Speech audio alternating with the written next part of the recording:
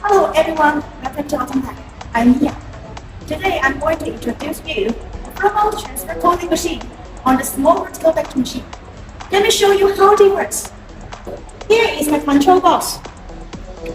After editing the information we want to print here, I restart the machine. Start the machine on.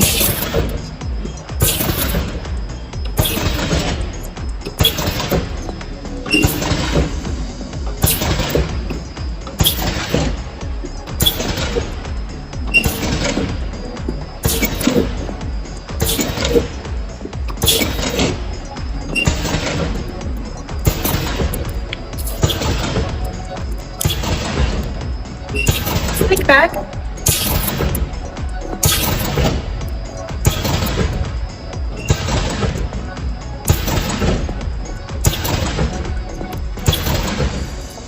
Okay, I start the machine first. Let's check the finished results. Here's the printing results. The same one.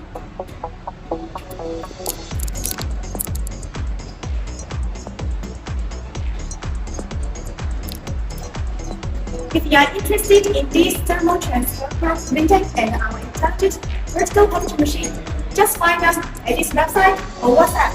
Thanks for watching our video today. See you!